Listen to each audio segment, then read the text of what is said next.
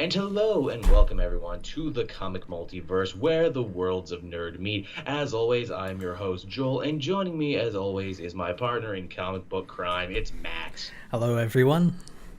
Yes, another week, another episode of the comic multiverse, and we actually do have a fair amount of news topics to cover this week. I know, Matt, you probably go through this too, but we know something huge has happened when we wake up, when we check our phones or devices, and we see, that's like 30 Twitter updates. Either someone died or a new relaunch got announced. Yeah, it's either one of those two things. It's never anything else. No, it can only be those two things. Either someone has died or there's been a new relaunch of some variety. Geez. I mean, I guess with that, we can just hop right on into it. But this week, the big story that had everyone flapping their gums was Marvel announces the Fresh Start Initiative, which was only a couple months after the Marvel Legacy Initiative. And everyone goes, is this a reboot? And anyone who's actually been paying attention goes, no, it's not. No, it's not. They're just basically relaunching a couple of issues. There's only like what 4 or 5 issues that we know so far. There might be Yeah. some more coming down the pipeline, but basically, yes, it's another creator series shakeup, which some people are like, oh, why do they keep doing this? And in my mind, I'm like, we all knew this was coming. Yeah, it's Marvel, so it's like it's like every 6 months now, basically. And like, here's the thing.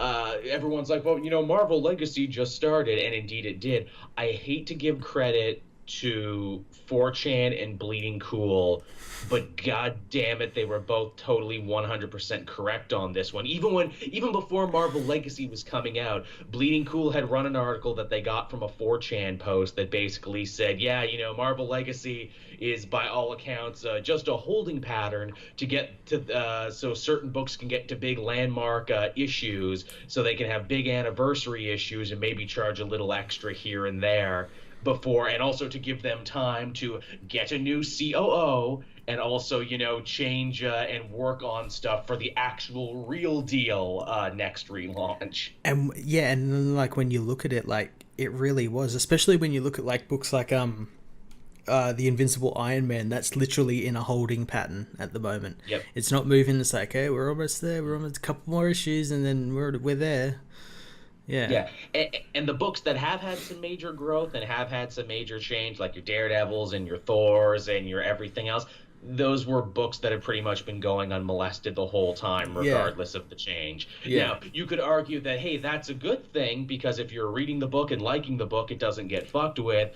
But if you are one of those, people looking for a new jump-on point, you'd be a little fucked if you tried to jump on and be like, oh, I still have no clue what's happening. Exactly. Yeah, I know there's some books that like I've wanted to jump on, but like because I haven't been reading them and I am technically a new reader of it, I've been like, yeah, no, I can't. I have no idea what's going on.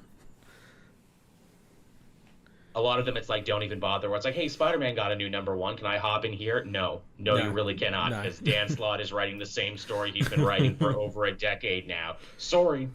Yeah, and that's where like DC kind of like beat them to the punch with it when they did their legacy numbers. It wasn't really like you could jump on. You didn't have to read like on Action Comics. You didn't have to read the 980 odd beforehand. You could just jump straight in. It's funny, I'm sure you've seen it on Twitter. What Marvel used to do is when they would renumber, they would have a little thing up in the corner by the Marvel logo that told you what issue you were really on. Yeah, well, apparently that's what they're doing with this relaunch. Like they're doing like it's going to be Avengers issue 1, but really it's Avengers issue 801 or something. Whatever. Yeah. Apparently they're doing that, which again is probably going to confuse a lot of people. Yeah, but I mean, it's something they probably should have been doing this whole time, not something they're just starting to now. But hey, we did get some insight into what the new titles are going to be, and the first one, they put their best foot forward. And Matt, I'm not going to say the comic multiverse can take 100% credit for this, but if you listened to our show last week, Matt and I swore we would grow our beards until Jason Aaron, our fellow brother in beardiness, was made the head writer of Avengers. Well, guess what? It only took a couple days. I think someone on Twitter like both mentioned us about that's like, well, that was like the shortest protest. And look, I'm not going to take credit for it, but we did it. Mission accomplished. We did it. Never let it be said that the comic multiverse does not look to the future and does not know what is going on and the way the winds are blowing. Yes, it was Marvel saw us and were like, oh, we got to get him on the book. At the 11th hour. Which again, Jason Aaron on Avengers, that was also from the mysterious 4chan post that seemed to be like 50% correct, like 40% conjecture, and 10% shit has changed. yeah, that's gonna be a really cool book. That's a really good book now. They really, again, they put their best foot forward, and they basically took the idea that fans have been saying forever. It's like, look, there's seemingly too many Avengers books now. There's going to be one Avengers book. You get Iron Man, you get Captain America, you get Thor, and a rotating cast of extras so every Avenger gets some love. And hey, look who's coming out. It's Black Panther, everybody. He had a big movie. And it's Captain Marvel. She's got a big movie on the way. And here's Doctor Strange. We're really pushing him right now. Yeah, and isn't like the Robbie Reyes Ghost Rider on the team and everything? Yes. I think this book is looking to deal with the stuff that was in that Legacy issue with the Celestials and everything. Since those people are in this team makeup, yeah. Now called the Dark Celestial, Matt, and yes, apparently this will be Jason Aaron following up on that Twitch. I'm like, good. That was like how long ago you had Marvel Legacy #1, set out this big story, then just did nothing with it. Yeah, that was a while ago, but yeah, I'm very happy for that. That it looks really great. I think they've got Ed McGuinness doing the art, and he's always fantastic when he's done really Avengers and Justice League and all that sort of stuff. So really looking forward to it. Very, very muscly She-Hulk. This is probably the muscliest She-Hulk has ever been. To which I'm like, you know what? Good. I'm glad you used She-Hulk and not Banner Hulk, even though I say Banner Hulk is like my favorite Avenger because he's only ever been Avenger for a little bit and then they kick him out and everything. I like they have She-Hulk because She-Hulk makes more sense for teams, where if Banner is just coming back to life right now in Avengers No Surrender, I would like to have him like a solo book on his own, where no doubt they will return him to his original status quo of, I'm really sad and walking around the desert and being hunted by the military. Yeah. I like his role in No Surrender at the moment. They're teasing it very well. They're not just going straight to it. No, they're teasing you with the Hulk. You got to tease the Hulk a little bit. You wouldn't like to see him when he's teased. He'll fly at you. He sure will. Also, it's pretty funny as well, because wasn't last week we were talking about She-Hulk and that series of hers, and now she's got this. So maybe something might be happening with her. Maybe something might be happening with that book and everything. Yeah, who knows? But yeah, good looking makeup for the team. Jason Aaron has been batting 100 recently. We'll be talking about his 6-year run on Thor when we talk about what we read this week. But yeah, I can't think of anything better than putting him on that title. Again, what a novel concept. Let's take our AAA creators and put them on our flagship book and see what happens. Who knew that would work? Who knew that could happen? And I wonder, too, if this is kind of like a reaction to Scott Snyder taking the reins on Justice League, which was another team book that should have been a flagship and should have been at the top of the heap, yet was weirdly floundering. I kind of feel like that's what it is, because that plus like the legacy numbering and like some of the stuff like Marvel have been doing is kind of like in reaction to what DC have done with DC Rebirth and everything, and how they've found success in it. It's going to be a very interesting time moving forward, because obviously Marvel's like, hey, fresh start. We've got our X-Men back, and we've got our Fantastic Four back, and here's the original trinity of Marvel leading the Avengers again, and our biggest talents on our biggest books and everything again. Meanwhile, you look over at DC, and it's like, okay, you guys have been king of the hill for like the last 2 years since like DC Universe Rebirth #1. But now a lot of your original Rebirth creators are moving on. Mm-hmm. Detective Comics, Tynan's going to be leaving that book soon. Percy's leaving Green Arrow. A lot of books are getting shuffled around in their creative teams and everything. You're betting on Justice League right now and being like, okay, look, we're going to fix what was broken in Justice League. We got a brand new series. We got Scott Snyder. We're going to make that a book to read again. And then we also have like Super Sons coming to an end and maybe becoming something else. And we also have, hey, Bendis taking all the Superman books, and I'm like, okay, this is kind of a gambly direction you're in right now. Yeah. This is make it or break it time, where it's like, okay, do you keep building off this amazing nonstop momentum you've had for the last 2 years, or do you get complacent?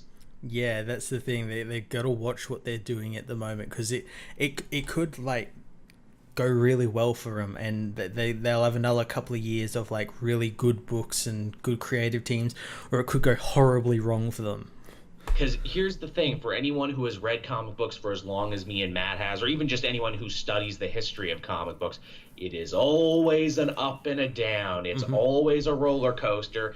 And rarely, if ever, do you have a situation where both companies are up at the same time. Usually, it's, again, just turn the clock back like 5-7 years ago, and it's like, oh, DCU, ooh, Marvel's kind of down, or, DC's kind of down right now. They're not having a great creative period. But Marvel's like, oh, we got Jonathan Hickman, and we got Secret Wars, and, it's, we're getting all this, great acclaim and everything. And then, everything kind of switched around, and then we've had a couple years now where Marvel's fallen on their face a little bit and DC's been riding high. It's kind of like, oh, this electricity in the air. Are we ready for a shift? Could a shift happen again? Yeah, you can kind of feel it coming a little bit. Yeah. And if it doesn't happen, that's going to be weird too. Because like, here's the other thing, and I was thinking about this. DC Rebirth was only 2 years ago, but because of their new shipping schedule, you've already got books that are in their 40s and everything. They've basically done 4 years worth of work in 2. They basically have done the New 52 in 2 years, because the New 52 all went to 52 issues. Yes. And they're already like, 90% of the way there. Yeah. And again, a lot of their creators, a lot of their A creators, where it's like, oh, you kind of tired out a lot of your AAA creators on this thing. I can see why a lot of them had to stop, and why some of them even just had to trade books to stop themselves from going crazy and stagnating and everything. This will be interesting going further, because, it's like, for all of Marvel's problems, Marvel has done a great job courting young talent. Like your Donny Cates, like your Matthew Rosenbergs, like your Ta-Nehisi Coates and your G. Willow Wilsons and everything. DC, quite the opposite. DC's like, oh, well, we've got all the greatest industry vets, and, we've got all the people who are connected to industry vets and people we are grooming to fit in that, next peg and everything, where it's like, oh, you guys don't have an excess of young writers. Will we see them maybe try and entice a lot of these young writers to step across the aisle and being like, look, we'll give you all this money to come work for us if you're not on an exclusive contract, or hey, who are the hot new indie stars we can get on our side? Yeah, I know they tried to do it with, obviously, DCU, with all those like new sort of indie-ish books and everything they were doing, but that kind of like fell on its face, because like no one wanted it at that time. But if they were to do something like that again, and maybe be a bit more careful with it, it'd be really good. I know, like, when they do their like specials, like their Halloween specials, their Christmas specials, that's all written by the people who do the writers workshop program thing they have with Scott Snyder and everything. So yeah, maybe we'll see some more of them. Again, I mentioned Donny Cates and I mentioned Ta-Nehisi Coates. Well, guess what? They're behind some of the other new number ones we know are coming. Donny Cates is going to be taking over Venom at number 1. All right. Okay.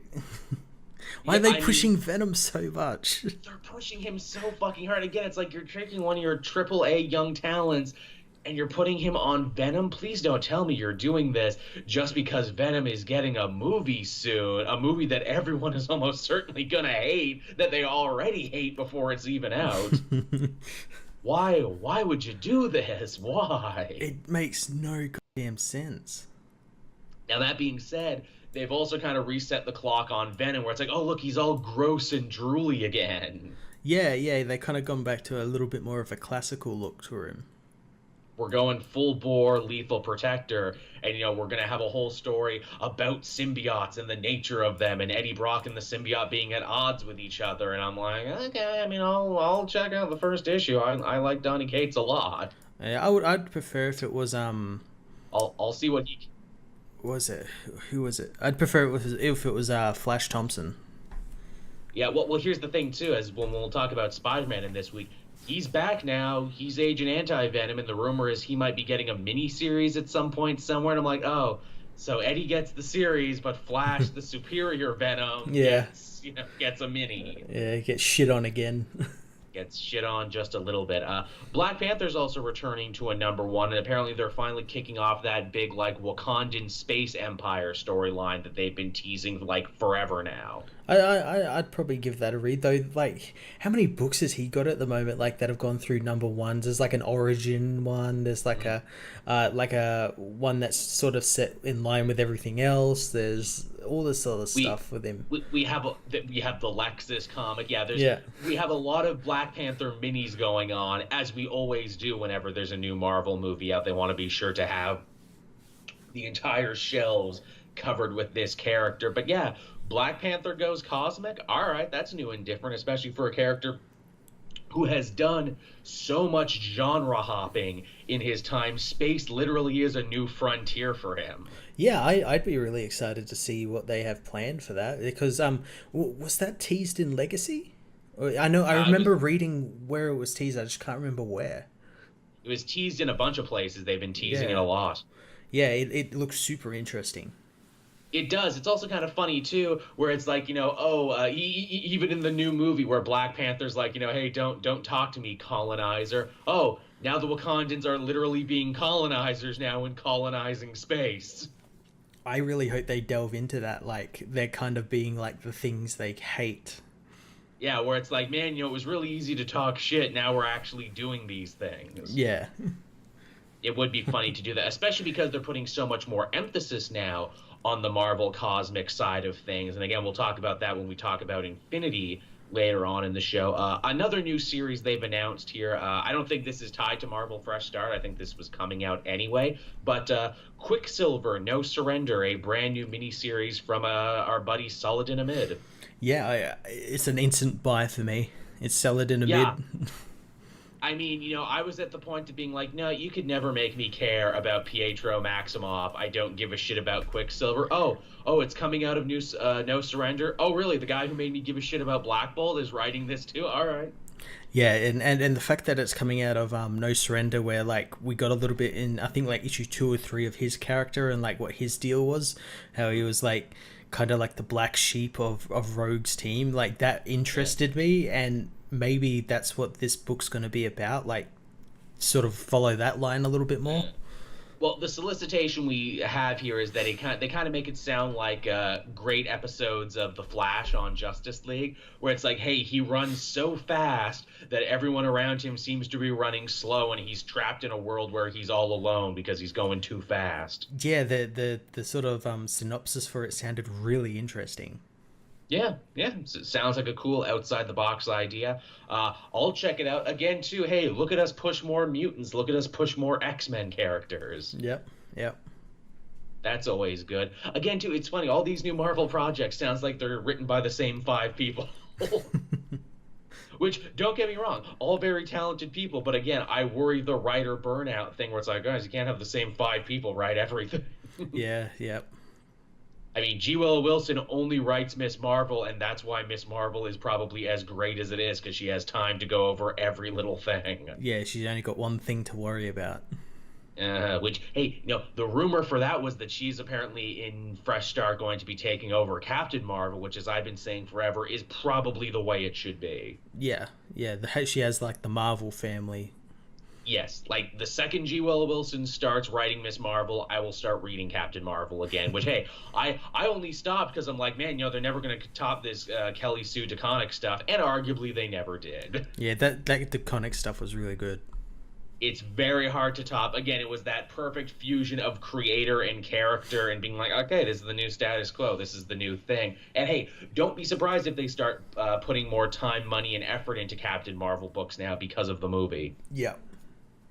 which is always the way. And hey, speaking of female superheroes, and here's a story that we were abuzz about on social media, Matt. Joss Whedon announces this week that he is stepping away from the Batgirl film because he just didn't have a story for it. And Matt, what did you say on Twitter that made me laugh so much about this?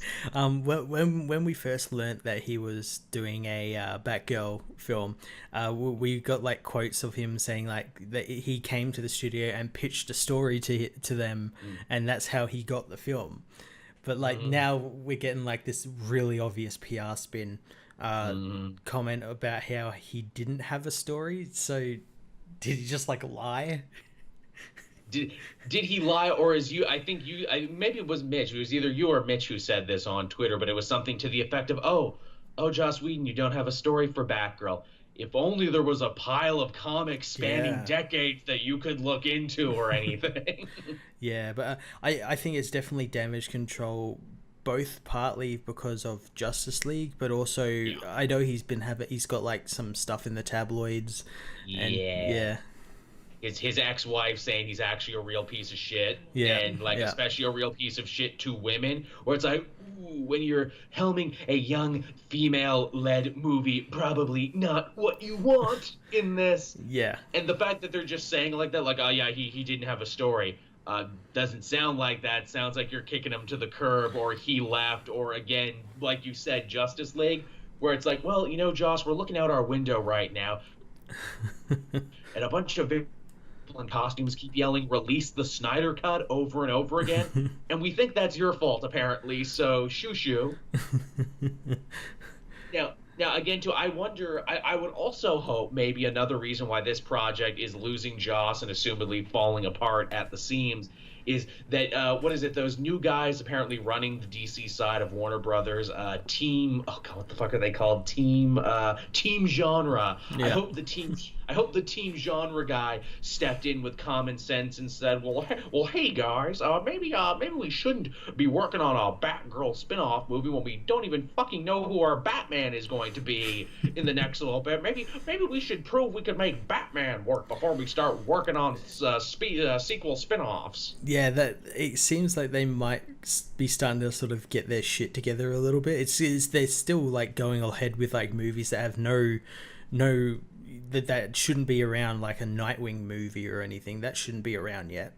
Yeah, I'm glad you mentioned Nightwing, because a lot of people are like, okay, well, if Batgirl is seemingly being scuttled, does that mean Nightwing is being scuttled too? I don't know if it was the possible director or the possible actors. Like, don't worry about Nightwing. You're definitely going to see Nightwing at some point somewhere. And I'm like, who are you again? Why am I supposed to care? I'm going to remember that when they have that announcement that he's like left the movie or something because of creative differences or something. Oh, of course. And again, too, I come back to the same thing. Yeah, I'd love a Nightwing movie, but I'd really like a good Nightwing movie. And if you can't even get your Batman to stick around, I'm not going to trust you with Nightwing. It's like, hey, you crashed my golf cart. No, you don't get to drive the Lexus.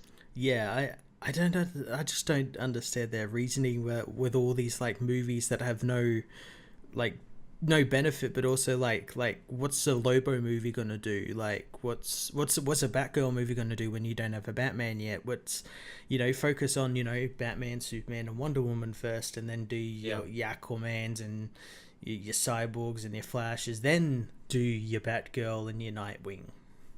I mean, that's if you're even still really interested in doing a shared universe, and if you're not, then it's like, okay, then you're really going to have to work overtime to make these work and make these make sense on their own. Part of the benefit of having a shared universe is you don't have to explain near as much. Be like, hey, this didn't make 100% of sense to you. Go watch this other movie and it'll put it all into perspective for you. Exactly. And yeah, they've got like those Joker movies, which apparently start filming soon. That one that's done by like the Hangover guy. Like, what the fuck is going on? People like the Joker, Matt, and the Hot Topic operators of America really want new Joker merchandise to put in their stores. I think they're basically funding this. And I mean, hey, if Hot Topic would like to sponsor the comic Multiverse, please, by all means, I will wear whatever you send me. Just gimme. And I'll start saying good things about the Joker movie. Look, I never said I had standards. I never said I had any of these things. they'd be like, "Can you spit into some skinny jeans there, Cape Joel?" And I'm like, "No, no, I can't." Ah, then you're not good for Hot Topic. I'm sorry. We only sponsor people who can fit into skinny jeans, and you don't look like you could fit into skinny anything. Well, fuck you, hypothetical Hot Topic man in my brain. I want your damn product anyway. Now, did you hear this rumor that's shooting around while we're on the subject of DC Warner Brothers and what's happening right there? Apparently, the hot rumor flying around at the moment, and again, take with a grain of salt, someone probably pulled it out of their ass, but it's an interesting conversation nonetheless. Apparently, like, Aquaman is very close to being finished now. They have, like, a full thing to look at, essentially. And apparently, Aquaman turned out good, and that's terrible for them because they're already shifting money and resources away from their shared universe thing into all these other new side projects. Yeah, well, that's the thing. It's like early screening things, and I think like every DC movie early screenings have been good, mainly because like it's people getting to see a free movie, so they're gonna say it's good. But yeah, like Justice League got it, Batman versus Superman got it, Suicide Squad got it, and we all know how those turned out. That's true. You know, early screenings, again, you gotta take it with a grain of salt and everything. But at the same time, wouldn't that just be goddamn ridiculous if Aquaman came out and everyone's like, "No, that was pretty good. Yeah, that was really nice. Too bad it's not part of a shared universe anymore. Too bad nothing will come of this Aquaman movie." Yeah. Man, I think I might have mentioned the Black Panther show, but it bears repeating. I bet the director of Aquaman and Jason Momoa, when they saw the success of Black Panther, like, but I'm a warrior king too of a cool nation. I can do a thing. I'm cool. I also fight a villain who's probably trying to take my throne and everything, but oh. Oh, the water hides beaten. Yeah, beaten to the punch again. Yeah, beaten to the goddamn. That's so sad. Again, the only time they beat them to the punch the other way around was Wonder Woman. And even then, they're like Captain Marvel and all that might be good because Wonder Woman was a good movie, but it was still like that end was terrible and everything, and you know that last 15 minutes. It was pretty good, but just saying it was pretty good doesn't make it like perfect. Exactly. And again, too, it's like when the bar is as low as DC, Warner Brothers superhero films are at the time, where it's like, wow, that was better than anticipated. The ending wasn't great, but boy, did it ever clear those hurdles. That's why when I saw that Aquaman thing, people saying, oh, it's just as good as Wonder Woman. It's like, well, Wonder Woman was a pretty okay film. It wasn't anything special, you know? Like, that's pretty low bar. Also, too, where it's like, I'm really interested in Aquaman, too, because Aquaman has, like, decades worth of, like, vitriol and stereotypes it has to overcome. I mean, I guess it might do okay because people saw him in the Justice League movie and people seemingly seem to like him. Well, really? Because, like, everyone I've talked to seemingly, like, hates him because they think he tried too hard. Yeah. Like, oh, you tried too hard to be cool. Yeah, I guess we'll see. I mean, sometimes people like people who try too hard. I appreciate you're trying too hard. It means you care. Please like me. Please like Aquaman. Please come to Atlantis. Please. Yeah. I imagine we won't be having that conversation, like with people like being like, man, wish Wakanda was real. Wish there was a place I could visit. I doubt people are like, man, wish Atlantis was real. Wish it was a place I could visit. Well, if it looked anything like it did in Justice League, then yeah. Oh.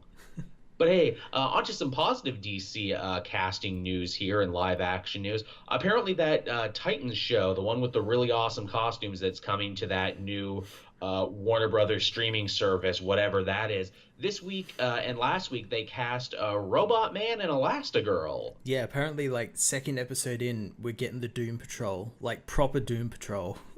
That's fucking nuts and that's fucking so awesome. Cool. So awesome. That's really goddamn good. Where it's like, okay, Titan show, before you had my interest, now you have my attention. Like, look, between the great costumes and deep cuts of being like, yeah, not only are we doing a Titan show, but we're also doing freaking Doom Patrol. I wonder what else they'll be doing on the show, because that's like second episode in, and it's like I think a 10-episode series or something. Now, here's the crazy thing. If they're doing Doom Patrol, Beast Boy is a member of Doom Patrol or Changeling or whatever they're going to call him. Could he potentially be on Doom Patrol and they could set that up of being like, yeah, he'll join the Teen Titans, just not now? Yeah, or he'll like go back and forth. That would be something. That would be really cool. Also to be like, hey, yeah, we know full well that Beast Boy was on another team before he was on the Teen Titans. Everyone thinks he's an original Titan. He's actually not. Yeah, and it as well, it could be like a sort of backdoor pilot for like, hey, if people respond really well to the Doom Patrol, we can have a Doom Patrol series, and then they can have like people like Beast Boy guesting on it and everything. Yeah. I wonder if part of the reason behind this was like, hey, you know, Doom Patrol is actually doing pretty well over in the Young Animal imprint. Maybe we should try and push these guys a little more. Yeah, maybe. Yeah. Yeah. I mean, hey, more power to them. I'm excited for that. Yeah. Are we going to get Flex Mantello though? I hope so. I hope we get all the weird ass Morrison characters. I hope we get the sentient Street who is also gay. I hope we get Phantom Guy. I hope we get all the weird ass Morrison stuff. I'd love that Street. He's in the current build of the team, and it's so awesome. As he should be. Yes, a Street that is sentient and psychic and is also gay and talks to you through signs and shit. How fucking high was Morrison when he came up that, oh, you know, and I'll have a hero who's a Street and he'll talk to you through signs and everything. Oh, and the Street is gay. And his editor was like, how can a Street be gay? Oh, you know, a lot of male strip clubs and bookstores. Oh. It's just those two shops. Oh, okay. You shine on, you crazy diamond. And hey, speaking of young hero news, and this is a topic that I think is very near and dear to both you and I, Matt. Solicitations came out for DC Comics over the next little bit, and apparently Super Sons will be ending a lot sooner than we thought. It will be ending around issue number 16, but the writer is swearing up and down this is not the last you're seeing of Damian and John. The book is becoming something else. I reckon we're going to have because we've been being teased by it, I reckon we're going to have like one set in the future, dealing with this like sort of fallout of Super Sons of Tomorrow, and because we've been seeing flashes of both of those characters as adult heroes over the years. So, yes, actually, yes, you're 100% right on that. We've seen Damien of the 666 future, and we've seen John all grown up. Yeah, that would be really interesting. Jump to the future. Yeah, and it become it could still be Super Sons, but it'll probably be called something else. Super Sons of Tomorrow or Super Sons 2099. Yeah, 3000 or something. Oh, yeah. They're like, oh, shit, we don't own 2099. Fuck. Oh, no. Super Sons Beyond. There you go. But, yeah, it sounds pretty cool. I know they're getting like a special with Blue Falcon and Dino Dog. Wow. That's pretty cool. Wow. What a thing. And yet also they're kind of perfect for that team up. Yeah, exactly. Yeah. I fully support that endeavor. It was nice, too, because Peter J. Tomasi was talking on Twitter, and he so rarely talks on Twitter about, like, all the outpouring of love and support for people when they thought the book was canceled. He's like, no, everyone, it's not canceled. I can't spoil what's happening, but something is happening. Yeah, like, lots of people love that book. And with good reason. It's really, really good. It's probably one of the most pleasant reads. Yeah. In DC Rebirth, an era that has been, defined by very pleasant reads. And we'll probably talk about the issue that came out this week when we talk about what we read this week. Yeah. But before we do that, we have one last news story, and this is definitely a topic in a segment I'm calling Shit Only Joel Cares About. We've done this before on the show when I've talked about SWAT cats and other things, and ironically, I'm also talking about a cult Canadian cartoon here. Did you ever watch Reboot, Matt, in the day, or did that not make it to Australia?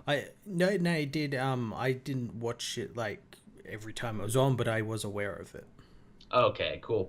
Here it's kind of a cult thing. Every Canadian kid loved Reboot because we knew it was a cartoon that was talking about the internet and technology, and it was made here in Canada. It was a very early CGI show.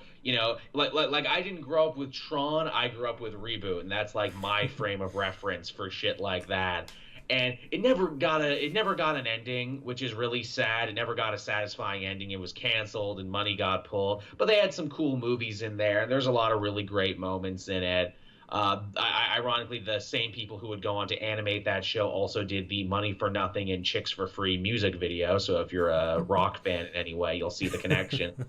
They've been threatening forever they're going to come back with a new reboot show, and everyone's really excited because, like, oh good, we'll finally get to see what happened in the final episode. They'll finally give us some answers, they'll give us some closure and everything. It'll just be like the show we remembered, and now is the perfect time to do it, because with shows like, you know, Rebels and How to Train Your Dragon and everything, you know, CGI animation has gotten so good and you can do it on a TV budget. Oh fuck me. Oh God, they finally released, or more like unleashed upon the world, the trailer for Reboot the Guardian Code.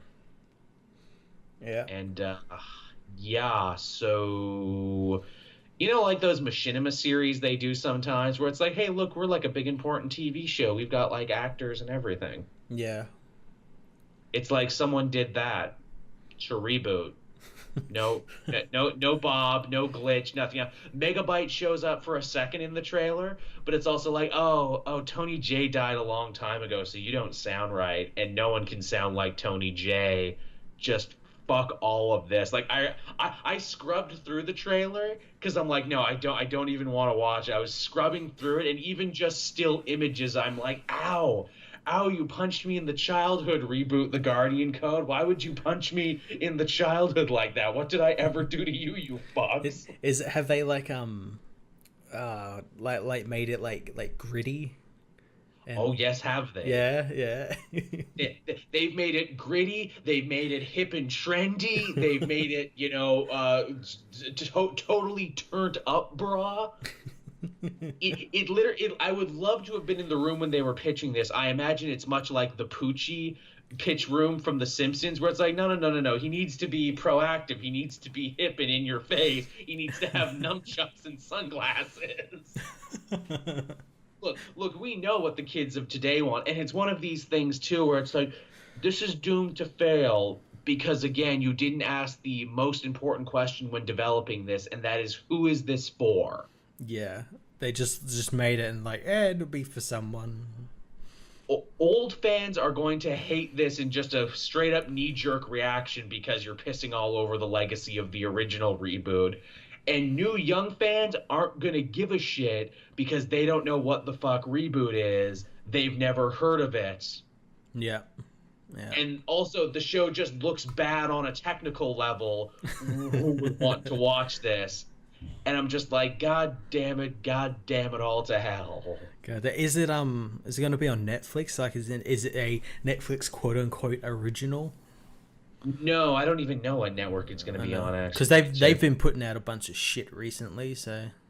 They have been. There's a lot of talk about that where it's like, you know, hey, for all the accolades Netflix gets for the risky shows that no network would touch, man, they put a lot of schlock out too, don't they? Well, it's not only that, like their movies recently have been really shit. That movie from Duncan Jones, Mute, I watched that the other day. That is a horrible film.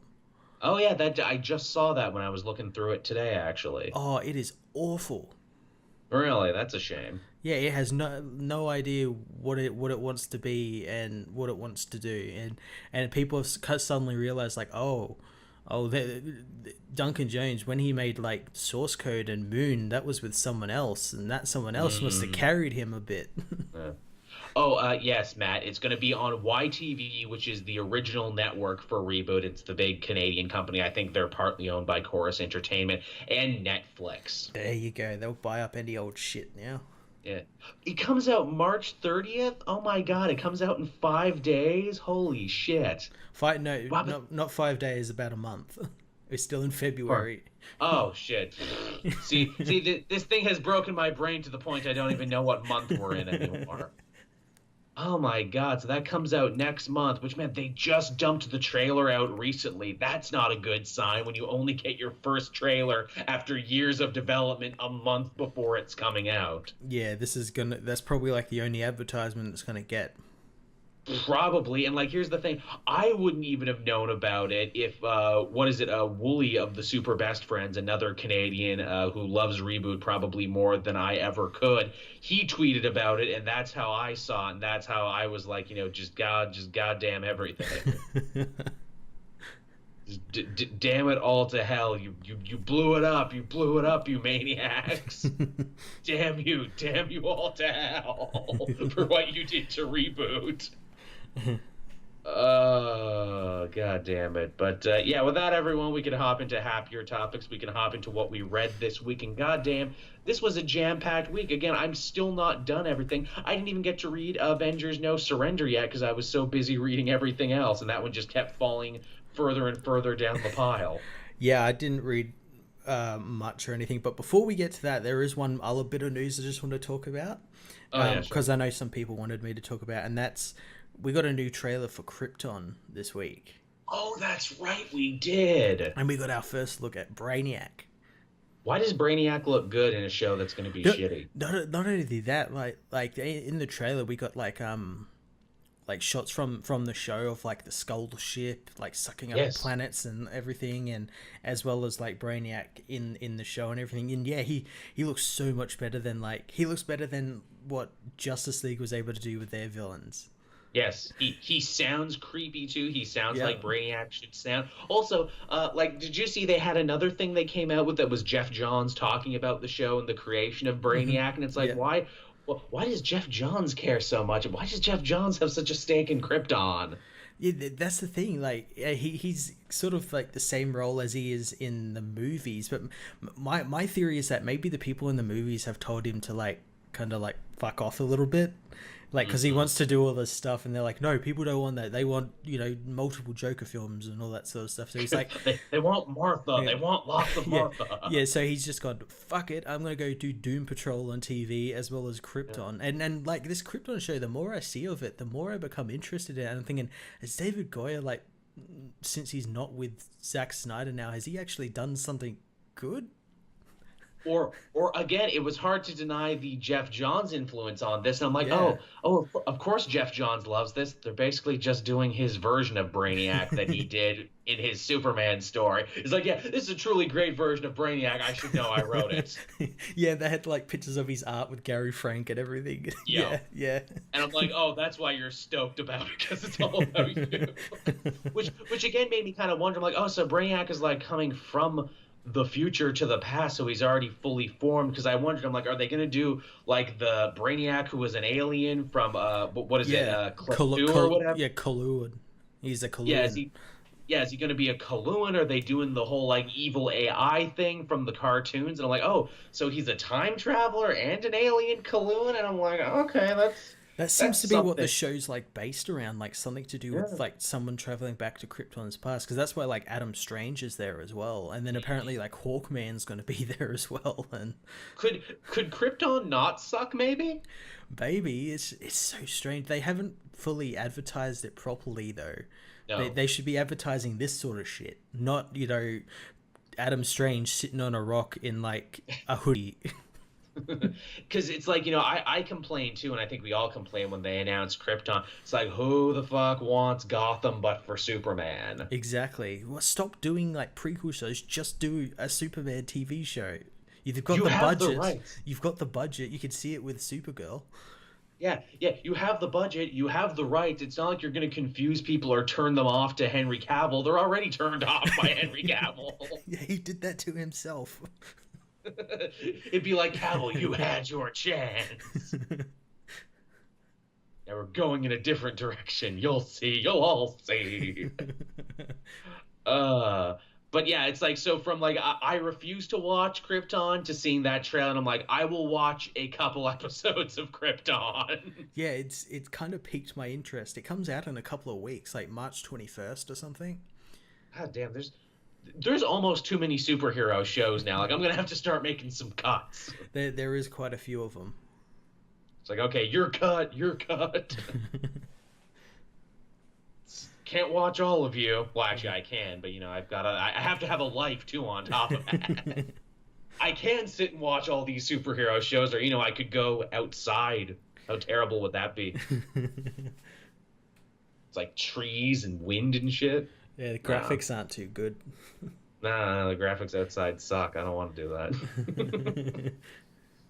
And with that, we can't actually hop into what we read this week. And again, another week. I'm saying this every week. I haven't gotten everything done, and oh boy, have I not gotten everything done. But I did read a lot. They dumped a lot of big events on us this week. Did they ever? Where it's like, look, I'd love to complain about like Marvel being like, oh God, why do you have 3 major events going on at one time? But it's like, oh, they're all good, and they all actually represent different sides of your universe. Okay. Yeah, I'm okay with that. They're good. Yeah. As a friend of mine once said, nothing washes the taste of a bad event out of your mouth like a good event. But yes, I'll let you start, Matt. What do you want to talk about first? We'll start with obviously Infinity Countdown Prime issue 1. Mm-hmm. Yes. Yes. Was not expecting them to go the places they went here. They went. So this is basically like Marvel Legacy 2 sort of, but like following like Logan's story from that, because we get to see him like obviously meet with Loki, who wants the stone, who sent the frost giants after him when he first got it, and I like his interaction with Loki so much, just like stabs him because he stabbed him, and the eyeballs popping out and Loki being such a shitlord too. He's like, look, Logan, just give me the stone, and you don't have to worry about it anymore. You can just go back to your normal life, which I guess makes sense why Logan hasn't made contact with the X-Men yet or any of his friends. It's because he's keeping track of this stone now, and he doesn't want it to fall into the wrong hands. Yeah, and not only that he seems to imply that he wants to try and collect them to like try and get like ahead of the game in terms of like his own life as well as the mutant kind. Yeah, he says, maybe if I can unite all the stones, maybe X-Men won't be kicked around anymore. I'm like, ooh, Jerry Duggan, are you doing some meta-narrative about, like, look, I can undo the last, 10 years of shitty X-Men stories if I get all of these stones. Yeah. I can bring Cyclops back to life and make him good again. Yeah, I could right all the wrongs. All the wrongs will be righted. To which in the back of my mind, I'm like, do it. That's probably what's going to end up happening. Something like that. Wouldn't that? It's it's a legacy for the X-Men. It's like, one moment in time for the X-Men, and look, everything's back to normal. Which, hey, here's the thing. Everyone who wants the stone has a pretty good argument for why they want all the stones. Yeah. This issue, when it wasn't dealing with Logan, it was more of a catch-up on, where the other stones are, or, where the people that are looking for a specific stone are. And before people correct us on their gems, not stones, no, they throw the gauntlet down, or, the Infinity Gauntlet down, and say, yes, they're stones now. And they're stones now because they're different than the Infinity Gems, because the gems were destroyed at the end of Secret Wars. Well, actually, more to the beginning of it. They were destroyed in the multiverse, and now they're coming back. And not only are they back now, but they're also different colors to match the movie. Yeah, they also seem to imply that they might be from a different reality. As with, Carol Danvers has the reality stone, but she doesn't really have the reality stone. All the Captain Marvels of the different realities have them. And I like how they, at the end of that, on that page, they had the Shazam Captain Marvel, with different colors. Yeah, they're all the Captain Marvels of the entire multiverse, including this guy who looks like Shazam. And all I could say to myself is man, that multiversal Shazam has had more screen time here in this issue than real Shazam has had in the last 3 years. Yep. Sam's doing stuff. There are a few things Marvel can still dunk on DC for, but that's one they can definitely dunk on them for. But yeah, that's cool. We catch up with the Guardians of the Galaxy. They got the big-ass Power Stone that they can't move, and the Novas are trying to protect it, but a big war is going to be breaking out because the Raptors and a bunch of other people want it. Yeah, they want to... Gamora doesn't want to protect that Power Stone because she wants the Soul Stone because it's got her soul stuck in it, and she wants that back, as well as, I think, Drax's soul is in it. Right, which is all stuff from Jerry Duggan's Guardians of the Galaxy run. Duggan, who is writing this now, so if you're confused, go and read that. Yeah, you only have to read the last couple of issues because his Legacy run was very short. Yes, it was. Which they cut it even shorter for this, which made me wonder if some of this was supposed to be in that Guardians run, but they're like, no, just put that in the bigger story. I think everything involving Adam Warlock and all that was meant to be Adam Warlock, as well as maybe Pimtron, because they did toy with like the idea of like Ultrons out in space and everything. Yes. Duggan didn't invent Pimtron, but he did bring him back and has been putting him to great use. He did it both in his Uncanny Avengers run, and he's doing so here as well. Yeah, he seems to be like, why is no one using this really interesting character? I'm going to use him. Maybe the most interesting new villain we have. And again, to borrow a wrestling term, they put Pimtron over huge here. He goes on a monster heel run and looks very strong in his debut match. Yeah. They put some really interesting stuff with it, and I think the most interesting was like they seem to have separated Ultron and Pym a little bit, whereas Pym is stuck in the Soul Gem now, Soul Stone.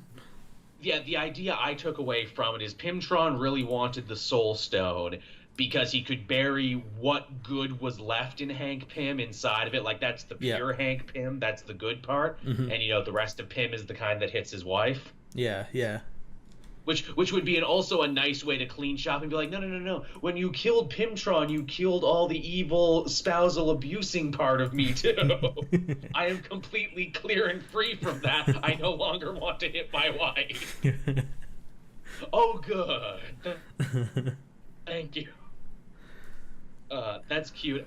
Turk Barrett has a stone, and he's been using it to take over the New York underworld. And I'm like, oh, that's cool, because you and I both said, what, Daredevil's having a tie into Infinity? Yeah. What the fuck is Daredevil gonna do? When I saw that, I'm like, oh, cool, Turk's got the Mind Stone. And I'm like, oh, that explains, like, the Daredevil one, and maybe, like, the Black Widow one. But the Black Widow one, I think, is, like, tied in with the Reality Gem. Yeah. It's great, too, because it's like, oh, Turk, yet another guy who's been a punching bag for decades in the Marvel Universe. I kind of want him to unite all the stones and get a little revenge on all the heroes who are always kicking his ass. Yeah. Who else did we get? We got the Skrulls, the Super Skrull got the Time Stone. I loved that bit where it's like, hey, remember Sakaar came back in the Hulk book and it made no goddamn sense how, it was because of the time gem, that's why. Yeah, the time gem was like hidden inside it, hidden at its core or something. And I love the fake out they did with that, because on the cover it looks like, oh, the Thing is going to have the stone, but no, it's a Super Skrull. Because his hand turns into the Thing's hand. Yeah. And even better, that wasn't just any Super Skrull. That was Kl'rt or Kel'art or whatever the hell you pronounce it. It's all fucking weird. The original Super Skrull, the OG one. Yeah, he wants to do some stuff with the Skrull Empire, get back what they used to be, I guess, or something. He wants to make planet Skrull great again, is what he wants. And it makes me think as well, because in the Adam Warlock one, we got that really nice splash page of all the heroes like dead on like the big tree, which I assume is Groot and everything, and we saw like a shadow, which everyone thought would be Thanos, but what if it's the Super Skrull? Because it had like pointy ears that kind of look like Thanos's helmet, and that's the beautiful thing about this story. Or it could be Ultron, or it could be Ultron. That's the beautiful thing about this story. They have set up so many culprits of who the big villain could be that unites the stones and ends up destroying time and causing an infinity apocalypse. It could literally be anyone at this point. Yeah, or it could be someone we haven't even seen yet. It could be someone we haven't even seen yet, to where I'm like, okay, I like you've put a mystery on top of this now and given us several very, very strong candidates. Yeah, it's not just, Thanos again doing it. Yeah. Although Thanos is there, and they say Thanos has completely taken over the Chitauri, and I'm like, man, the Chitauri can't catch a break, can they? Yeah, if they're not being controlled by them, they're like with the Raptors, or they're always being controlled by someone. Man, I feel bad for the Chitauri. It's gotta suck being a slave race. Man, I hope one day the Chitauri can be free, is all I'm saying. Also, hey, the Thanos with the Chitauri army, kind of like in the movie. Yeah, kind of. Also, too, again, talking about the Super Skrull, he's like, I will bring honor and glory back to the once great Skrull Empire. And I'm like, yeah, you go, man. The Skrulls were cool. I hate we don't see them as much anymore. And then I'm also like, oh, yeah, the Skrulls kind of need to come back and be a threat again, don't they? Because they're going to be the villains in Captain Marvel, right? Yeah, the villains in Captain Marvel, and apparently X-Men Dark Phoenix, or whatever the hell that movie's called. Yeah, when it's ever going to be. The X-Men movie you're allowed to skip because it won't matter. That one. Yeah. But yeah, Infinity Countdown Prime, really awesome. If you've been on the fence about this Infinity thing, I think this issue will get you off it. If it doesn't get you off it, then you have no reason to read it. Yeah, I'm really excited for this. I don't know where it's going to go, but like this issue set up some really cool things. Very, very cool. I hope they stick the landing, and more importantly, I'm glad so many people now see what I've been seeing in Jerry Duggan forever, and that is, look, he might not be a big name writer like a Snyder or a Bendis or an Aaron or anything like that, but the man is a constant workhorse, has a love for Marvel Cosmic and these characters, and he seems to be crafting a hell of an event so far. Yeah, he's basically been doing like what like Jeff Johns and Robert Venditti did to like Green Lanterns to like the Cosmic of Marvel, like reinventing it a little bit and making it cool. It's early, but people are already drawing some Dan Abnett comparisons, and I'm like, yeah, I could see it. If he can stick the landing, I hope so. But yeah, it's basically, hey, everything you loved in Marvel Cosmic, well, it's back and it's important now. Yeah, that's really cool. It's back in Pog form. Because nothing's cooler than Pogs. I guess, should we hop on over to the other big Marvel event, or should we do something DC related? Let's do the other Marvel event. Cool. So we had Doctor Strange Damnation this week. All right, tell me about it. I haven't got a chance to read it yet. Okay, so this is the big new Doctor Strange storyline, big Marvel, basically doing for the Magic Universe what Infinity seems to be doing for the Cosmic Universe. Takes place not long after the events of Secret Empire, and in fact Nick Spencer is a co-writer on this one. Sam Wilson and the rest of the Avengers are like where Vegas was destroyed, and they're apologizing to everyone, being like, "Oh man, we sure did drop the ball on that one, everybody. We're real sorry about what Hydra did, but maybe if we can just move on with our lives and everything, it'll be fine." Only for Doctor Strange to come on down and be like, wait, everybody, in my own book, I defeated Loki and I'm actually way more powerful than I ever was before. I am going to fix what went wrong in the Secret Empire. I'm going to bring Vegas back with my powers. And before the Avengers can even be like, no, Steven, don't, nope, already doing it. Yeah, the fingers are already in the pose. The fingers are out. I can't stop it. And he brings Vegas back, and I'm like, oh, already I can see Nick Spencer working that great meta text that he loves to do, where it's like, look, there's two types of people at Marvel: the people who want to pretend Secret Empire didn't happen, and the people who want to change it. And maybe neither are right, but here's the thing. So yeah, he brings Vegas back, including all the people who are dead, and they're like, oh, that's awesome, but did you notice there's a new casino in Vegas that wasn't here before? Hotel Inferno, which is a hotel casino run by Mephisto and demons. Oh, fun. Very fun. And Doctor Strange goes in. All the other Avengers are like working on the perimeter because it's Doctor Strange's story. It's not them. And Strange is like, what the fuck, Mephisto? Why are you here? And he's like, yeah, funny thing. So when Vegas was destroyed, it was so sinful and evil, it literally got sunk down to hell, the entire city. Because it's the city of sin. Because it's Sin City. And because time works differently in the underworld, me and my demons have just been hanging out, playing craps, eating at the buffet, seeing Vegas shows. And when you brought Vegas back up to the surface, you brought us with it. Oh, jeez. But don't worry though, we're just running our casino. It's fine. We're not going to do anything bad. Wink. Yeah, promise as he crosses his fingers. Fingers crossed. Apparently we find out that all the people who came back to life, even though they're back alive, technically, their souls still belong to Mephisto. So when they sin, they turn into demons and return to the big vault in the casino. And that's bad. Also, too, just having a big hell tower in the middle of Vegas is really bad for the environment. So people start getting corrupted, including the Avengers, who basically become spirits of vengeance with big Ghost Rider heads. Oh, okay. So that's not good. No. And then, Mephisto being Mephisto is like, look, Doctor Strange, you've beaten me before in games of chance, but I'm nothing if not consistent. I'll leave Earth and return all these souls, but you have to beat me in a gambling game. Oh, that's pretty cool. That is cool because it's Vegas, and Doctor Strange is like, all right, I'll do it. To which, what is it? Bast, the ghost dog, or not Bast, the Panther god, but a ghost dog named Bats, who's from apparently the Donny Cates run, goes to find Wong because these two they broke up at the end of the Jason Aaron run. Yeah. And he's like, "Look, Strange is doing something really stupid. He's betting all of these souls on a game. You have to stop him." To which Wong's like, "Oh fuck! If we're dealing with hell on earth and everything and corrupted Avengers, I'll need to unite a team of magic users." So he's got like Moon Knight and Blade and Elsa Bloodstone and Iron Fist and everybody. Oh, that's pretty cool. And it's like, look, we all need to go to Vegas and we need to stop this. And I'm like, that's a cool setup for a story. Yeah, that's really cool. And the thing is as well, even though it's in continuity, it sounds like Elseworldsy sort of story. But like, yeah, I'm surprised that that's like kind of in continuity a little bit. It kind of has to be in continuity because they need to explain how they brought Vegas back after destroying it. Yeah. What if another writer wanted to write about Las Vegas? Oh, sorry, you can't. We destroyed it. It's also nice too as an epilogue for Secret Empire that really, really needed it. Yeah. That was like the one big thing that needed to be explained.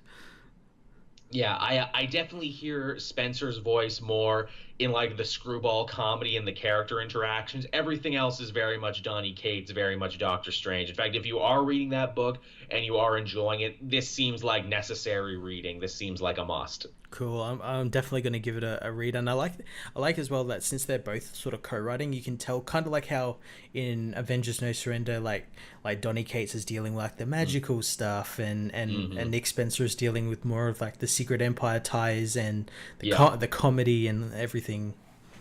Yeah, it's a nice mix. They actually work well together. I was kind of worried going in. I'm like, oh, these guys don't seem like they have styles that would mesh well with one another, but it ends up pretty good. That's good. Yeah, again, if you want a good magic story, this is some cool looking shit so far. Awesome. Yeah. Now, what else did you have, Matt? I'll check my list here. Well, I can talk about Avengers issue 681. Yeah, we did one I didn't read, or you didn't read. Now do one I didn't read. Yeah, this is No Surrender Part 6. And yeah, it just sort of chugs along again with like the Avengers fighting the Black Order as well as the Lethal Legion. This issue though, the Avengers actually find out about the game, and that Grandmaster is fighting someone. It's really smart how they do it. They get all their psychics to like fight the Black Order and Lethal Legion psychics and sort of tap into their minds and find out what's going on. What the fuck's going on? Yeah, they find out all this, and then it becomes basically them protecting the Pyramoids from either side, because they find out when the game is up, when one side wins, the board's going to get thrown away, basically, which means the Earth is going to get destroyed. Course. Isn't that always the way? Yeah, so they've got to protect these Pyramoids. And they do a really cool thing where the Lethal Legion, the leader, Captain Glory, is basically, okay, we've got to put out in our contingency plan, and that's basically their psyche, which I think is Mentacle. Right. A new character who we were only just seeing. He gets him to control one of the Blood Brothers and forces him to touch one of the Pyramoids to like sacrifice so they get a point. They don't end up doing it anyway because they end up getting stopped by the Avengers. But yeah, pretty cool issue. Lots of explaining of like the game as well, a bit more of the rules and everything. And we also got like an origin of Voyager. Yeah, I was flipping through it and I saw that. Yeah, we find out like her father was like a guy who like studied quantum entanglement, and she got caught up in his science and became a hero. And the cool thing is they go into detail about that, but when they come to like explaining how she got on the Avengers, she's like, and years later I found people like the Avengers and joined them. Like they're still leaving that kind of murky. Right, as they should, because again, I keep saying I wouldn't be shocked if Voyager is a villain or is in some way tied to what's going on. Yeah, but that was pretty cool. And then, of course, at the end, we got like the little tease of the Hulk, who's finally just coming out of like the mount. Yeah. As I said before earlier in the show, they've been teasing him so well. These like little one-page teasers. Yeah. again too, hey, Avengers No Surrender, getting the team stuff back on track, and then you got the two other stories getting Cosmic and Magic back on track. Yeah, they just starting to get the house in order a bit. Which is always good to see. I had Batman number 41 this week. Oh God, let's talk about this book. Yes, the kickoff to a new arc from our sometimes favorite writer, sometimes not favorite writer, Tom King. Yeah. This saw the big return of Poison Ivy. Yeah, who's now a villain despite like DC pushing for years that she's going to be like this anti-hero, hero for the green sort of thing. Literal years since DC Rebirth, they've been pushing this idea. You know, what if Poison Ivy was a misunderstood anti-hero? Even as early as as early as Scott Snyder's last Batman, their All-Star Forever Batman. Evil, for like her tie-in, like the Villains Month tie-in that she had in that. Like she wasn't a villain in that; she was just like stopping some like guy who wanted to like infect the green and all that sort of stuff. And yeah, to her mini series where Batman actually looked the other way and let her go. Yeah. To the Birds of Prey where she was working with them and was actually took a job with Barbara Gordon and actively said, "Look, I don't want to hurt humanity anymore." Yeah, now she's just a villain who's somehow inexplicably managed to infect every single person on the planet. Yeah, with the green, even though the green is what governs plants, not people. It's not the red. So like how? And it's like, look, I get you have pheromones and everything, but it's not like the people are themselves. You're inside the people. That's not how her powers work. Yeah, and on top of that, of course, only Selina and Batman are the only ones left uninfected. Everyone, including all of the Justice League, are infected. Even though they've made a point of saying, like, look, you know, you can resist Poison Ivy's pheromones if you're, you know, strong-willed and everything. But no, only Batman. But it's interesting enough. He's out of his mind enough to one-punch Alfred, but then 10 seconds later is in his mind enough to create a cure. Yeah, he'll one-punch Alfred for that. I did not understand. And like, oh, that's only just so he can have the Flash come in and like show that she's got control of everyone. He goes to punch Alfred twice is the funny thing. One when he's not in his right mind. Yeah. One when he is, because Poison Ivy is talking through Alfred. And all I could think is like, what did you think punching Alfred would accomplish? You're not going to hurt Poison Ivy by punching this old man. You just gotta hurt your friend. Yeah, and again, too, it's like, yeah, but I wanted Flash to come in to show how far her, you know, reach of power goes. I'm like, yeah, I know you did, but it makes no sense. You wanted to do this thing, but you didn't get to it logically, which is basically your entire Batman run in a nutshell. I wanted to do a thing. I didn't care how I got there. Yeah, and that's the thing. We're probably never going to find out how Poison Ivy managed to infect everyone on the planet. I don't doubt it. And also, too, it's like the green has stops and balances in place to make sure people can't do this kind of thing. Where's Swamp Thing in all of this? This literally is a job for Swamp Thing. Yeah, like the minute she started infecting people, he should have come out and be like, okay, there's enough of that shit. Yeah. Also, again, where are Agents of the Red and the Gray and all these other things we know exist to challenge and balance the green to make sure one doesn't get more powerful than the other? Yeah, is Vixen out there running around stopping shit? No, she's probably infected. Or not even in the book because Tom King forgets about people all the time. Also, too, Catwoman, like, very solidly says, and I never liked you, Poison Ivy. Really? Because I look at all these other books from not that long ago, and you seem to like her a lot, and you got along just fine. Yeah, you seem to like really hanging out with her. Yeah, you were Gotham City Sirens. You were all right. Also, Poison Ivy knows who Batman is. Did that happen in All-Star Batman? I can't remember when that happened. Yeah, I kind of fell off near the end of All-Star Batman, but yeah, she just inexplicably knows, and even then, it's not explained. I would have liked to then, oh, well, she took over, like, Alfred, and that's how she kind of found out, or, like, Cyborg or something, and that's how she found out who everyone was or something, but, like, even then, it's not explained. I took over Alfred and everyone and got codes and shit, and...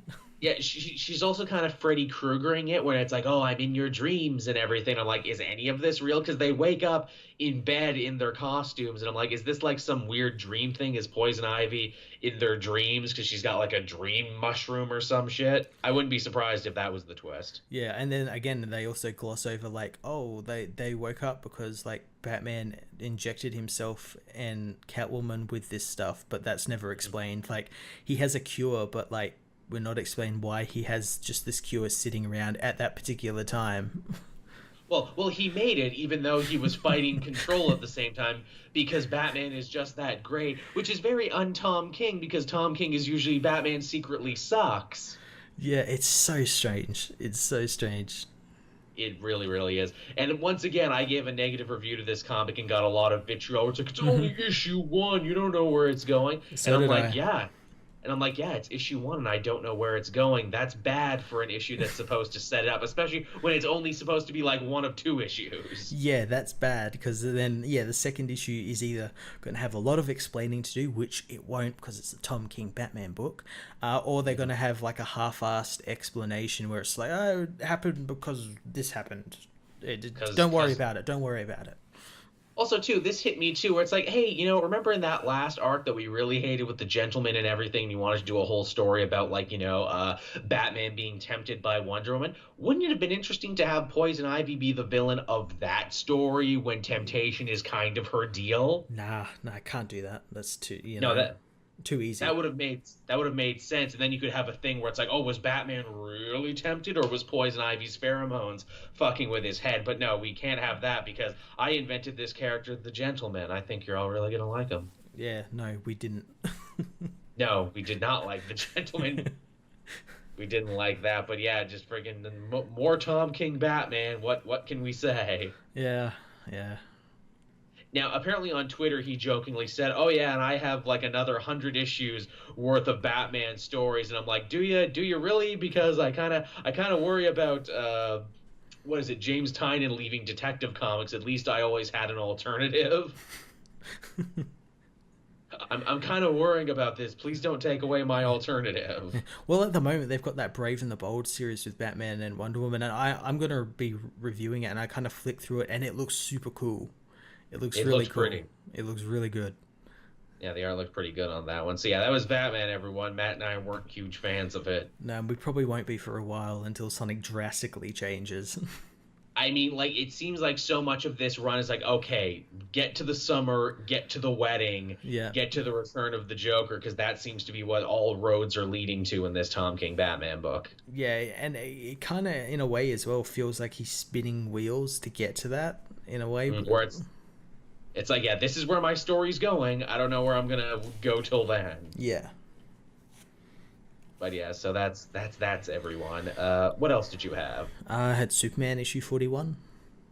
Ah, yes, the continuation of Suicide Planet and the freaky fish people who are also religious fundamentalists. Yeah, I really enjoyed this issue. It obviously had like it had echoes of like Krypton's ending and everything. And I like that they challenged Superman with like, oh, well, like, I really shouldn't really be coming here and like forcing my values on people, but it's about saving people, and that's all that matters. So does it really matter if I'm forcing my values?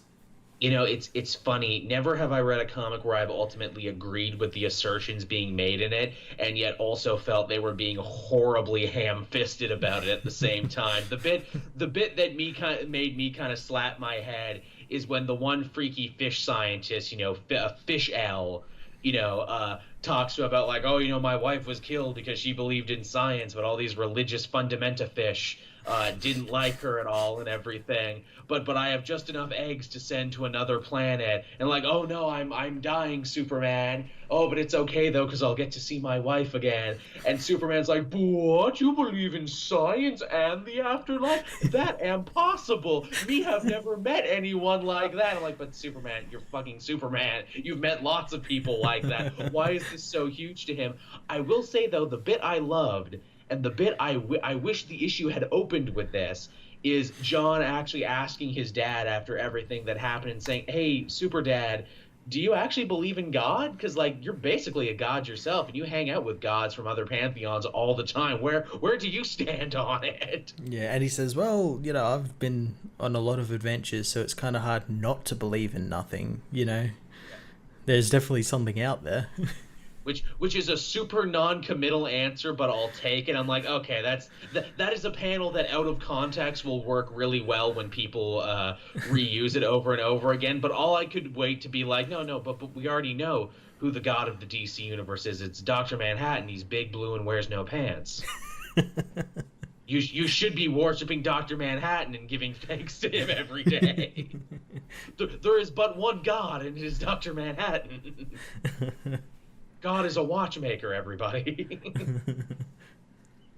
But yeah, that was Superman 41. Anything else to say? No, I really enjoyed it. I'm looking forward to the next issue because it's like about Bizarro and Bizarro World, so that's going to be really cool. Yeah, I did not love this 2-part story, but I am so hyped for Boy Zorro, as they're calling it. Yeah. Can't wait for that. That one's going to be worth the wait. Now, what else did I have this week? We're just going right through these, Matt, at breakneck speed, I tell you. Yeah. What else did I have? I guess because we're on the subject of it, let's talk about Super Sons. Yeah, let's. This was a really cool issue. Yeah, getting to see John and Damian hang out in school and how each of them handle social situations very differently. Very, very differently. Yeah, to put it nicely.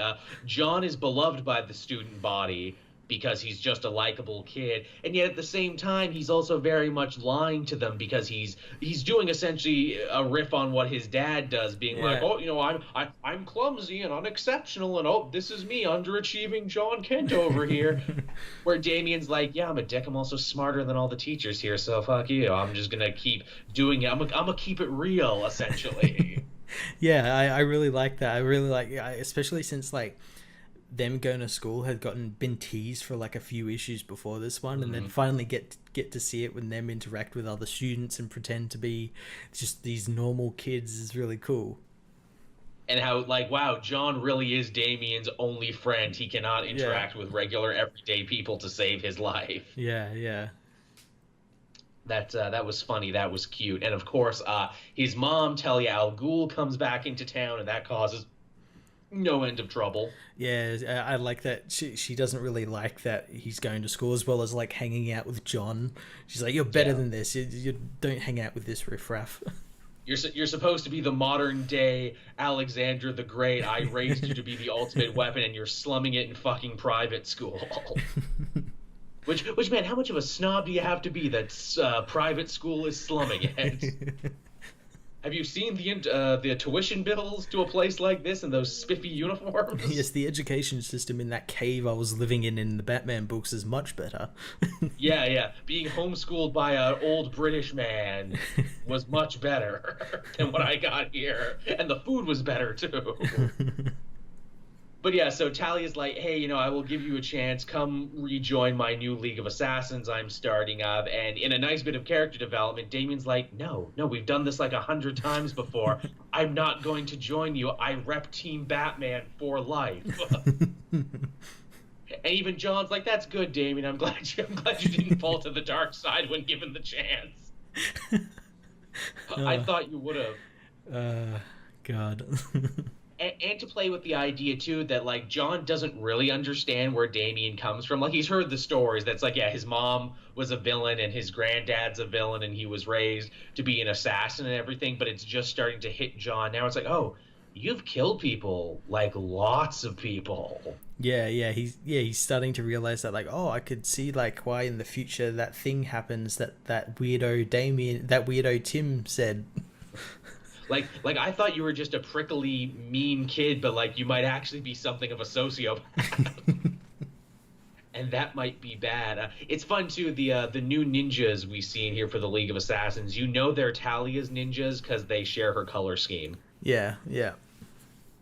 I thought that was very cute. And they even do some interesting writing here where it's like, why does Talia want to restart the League of Assassins? Was she not fighting with the assassins? She must be hard up for cash to restart Leviathan if this is what she's doing. Yeah, and I found it funny as well, because obviously we got that Batman story with Talia where it looked like she was like exiled to this place. The League knew she was there, were keeping an eye on her, and now she's just like free and like again, Tom King, where was she? Why was she there? Yeah, reasons. Again, if you think we're just making shit up that Tom King just writes stuff and then doesn't bother answering it, that was a whole story. Yeah. Like, and this is a special place that no government and no Justice League can go. Why? Yeah. Why is Talia here, and why is she under the protection and guard of the Justice League? Reasons. Why is she and not like any other villain?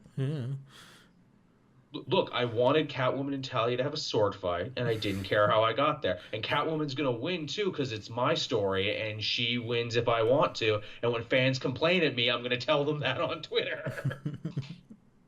And then a couple arcs later, I'm gonna have to apologize for writing a bad Wonder Woman.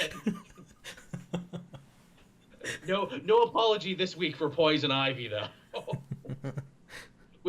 Which again, just to reel it back there for a second, I'm fine with Poison Ivy becoming a villain again. I'm not okay with them giving no reason why. Yeah, give us a reason, at least a little bit of a reason. Yeah, a bad reason is better than no reason. But yeah, okay, back to Super Sons there. Of course, the big stinger of that issue is we find out one of the people that Talia and her ninjas have been hired to kill is Lois Lane. Yeah, again, Lois Lane in the sights of assassins. Man, every freaking week, Deathstroke tried to kill her. Now Talia's trying to kill her. Yeah. The in the Action Comics, she's apparently dead now with her father in Lagambar, and yeah. That was just a mortar. Lois can shrug off a mortar. It's fine. Yeah, she'll be okay. That's going to be really interesting because obviously Talia doesn't know that like John is her son, and again playing with that cool thing that like Superman had all those years where someone would try and kill Lois and use Clark Kent or something to get to her or something. Yeah, it's going to be really fascinating too. I actually really want to hear Lois and Talia have a discussion now, especially that they're both mothers and everything. I think that would be cool. That would be cool. I'd like to see them fight each other as well. Yeah, because that's another thing. It's like, Lois ain't going to take no shit off Talia. It's like, oh, you're the daughter of the demon. Oh, you're one of the deadliest women in the world. Well, guess what? So am I, motherfucker. Then she pulls out a switchblade. Yeah, I'm a reporter in Metropolis. Yeah, I was also made a Fury of Apocalypse a couple issues back, if you forget. Yeah, I got the little switchblade. Just... I also put on the Hellbat armor and beat up the Eradicator. What is it? Yeah, I beat up the Eradicator, and I got in a big like bike chase with Frankenstein. I'm actually tough as shit recently in this run. Like before, it would be in past runs. It's like, oh, that's not an even fight, Talia against Lois. Now it's like, no, that's kind of an even fight though. Yeah, it's like, oh, I'm gonna put some serious money on Lois. like this is gonna be a tough fight. Like this is like she's gonna put her through her paces. But yeah, so that was Super Sons. That one's fun. Enjoy it for the next 3 issues before it becomes something else. Yeah, I'm very interested to see what it's going to become or where it's going to go. I think there's a lot of talk too that because all of the Justice League are getting reshuffled, and like apparently in the Titans book, not the Teen Titans book, but the Titans book, they've broken up at the moment. And in Teen Titans, they still have to deal with the fact that, like, 3 of the members turncoated against John and Damian. Yeah, I know the Titans, I think the Justice League made them break up. Oh, did they? Interesting. I think so. I think I remember, like, a passing comment in, like, a book I was reading about the Titans being broken up by the Justice League or something. Right. So, interesting times. I would be funny if they take the broken up Teen Titans and the main Titans book and they're like, okay, now you are just the Titans, and it's like a new book made up of both. Yeah, that would make a lot of sense. And then everyone who's left just in time for the new Young Justice show. Hey, Aqualad, hey, Beast Boy, how about you two go over here with Miss Martian and a couple other and new Tim Drake, and now you can be the Young Justice team just in time for the Young Justice show. And oh, look, Blue Beetle's back. And Static. I want Static back, too. Static be on one of these teams, please? Can Static be anywhere? No, Joel. None of the apparently none of these Milestone characters can be anywhere because we might not actually own the rights to any of them. No, no. Remember when we were following that story religiously? DC, hey, we're bringing Milestone back, everybody. Oh fuck, we're getting sued by the woman who actually owns 51% of these characters. Oh man, why did we jump the gun with that artwork? Oh shit. Yeah. Oh god, we should have done that. Shouldn't have done that, man. If you watch the documentary they did on Image, Robert Kirkman did it for his like big series of comic book documentaries. At the end of that, Dennis Cohen, one of the original founders of Milestone, talks about like, yeah, we all got together after Dwayne McDuffie's funeral, and we decided, now's the time to bring it back. This is the era for it. It's going to be a lot of the stuff people remember, but it's going to be lots of new stuff too. And like he's drawing the pictures that will become the images that they put out when they talked about Milestone coming back. And I'm like, oh yeah, apparently you all talked about it. Apparently you didn't clear it with McDuffie's widow though. Oh god. so like this big happy ending of being like, oh, and Milestone lives again, and I'm like, that was quite a few years ago now. You said it was gonna live again and it didn't. Oh god. I hope they can work it out though. I would like to see Milestone come back, but not in a way that, fucks over McDuffie's widow. Just give her what she wants. Yeah. I don't know what she wants, but just goddamn give it to her. You know what it is? They're probably just like, just give us Static. All we want is Static. No one cares about Blood Syndicate or Hardware or anything. Just give us... There's no point in relaunching Milestone if we don't have Static. Yeah. He's going to be the centerpiece. He was going to be the main one, but nah. But yeah, so that was that one I had this week. I only had... 2 more books. What did you have? What did I have? Just thinking what I've read because I haven't put a lot of my reviews up already. What have I read? I read Justice League issue 39. Oh yeah, see, I kind of fell off this one now. Like, I'm collecting them, but I'm not reviewing them anymore because it's like, oh well, once this is done, and we're going right into No Justice, and I need the room. This was a really cool book. That obviously we're continuing on with the whole fan thing and like people fighting the Justice League. This issue was a lot more, I guess, like political because after last issue we got Cyborg now as the leader or the chairman of. Right. Of the Justice League, and he's got to go to court and like talk, and people are like, oh, why isn't Batman here? And it's like, oh, of course, maybe he is, you just won't know it because he's a ninja. Yeah, that's exactly the reason Victor gives to the judge, like, maybe he is here, he's a master disguise, so like he could be here somewhere. But yeah, Batman is all over. Batman's in our hearts. Yeah, but Batman wasn't there. He was with the JLA, dealing with a train disaster. And yeah, it's just about this train disaster that the JLA help with, as well as like members of the Justice League, and they do it completely wrong because it's like this train has like chemicals, and when mixed with like the air and the water, it creates all this toxic shit and like could cause a big explosion. So they end up doming off this like part of the city, and it just happened to be like the rich part of the city. So everyone's like, and because of like the runoff and everything, the poor part of the city across the tracks was getting all like fucked up and everything, and the league weren't doing anything about it. Literally on the wrong side of the tracks is what you're telling me. Yeah, the league weren't doing anything about it, so like social media was just ripping them apart and like telling them that they're like evil people, they only help the 1%ers, all that sort of stuff. Yeah, and it was really cool, and we got some really cool like timeline tidbits because apparently like this Justice League has been around for 15 years. Which I don't know if that works out. I don't know. I don't think it does. I have stopped trying to make sense of the Justice League timeline. I'm like, you know what? Fuck it. Headcanon. It's the right number up here. Yeah. While they're doing it, both Lanterns get called off by Martian Manhunter for something to do in space. We don't know what, but it's cool. Martian Manhunter appears in both his alien form, but also like his detective form of John Jones. That's good. Haven't seen that in a bit. Yeah, no, that was really surprised when I saw that. But yeah, it was really cool issue, and we got a really cool part with Aquaman at the start where, because like 2 issues ago, the fan like teleported them all over the globe.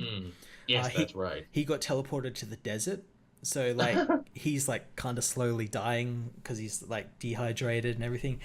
He's a fish in the sun. Jeff Johns did that story actually early on in his Aquaman run where he got dumped in the middle of the desert. Yeah, he gets jumped by like a bunch of like Mad Max like sand pirates, and Sweet. he's got to like deal with them, and he's like fighting them, and then the fan turns up in like a Bramoa costume.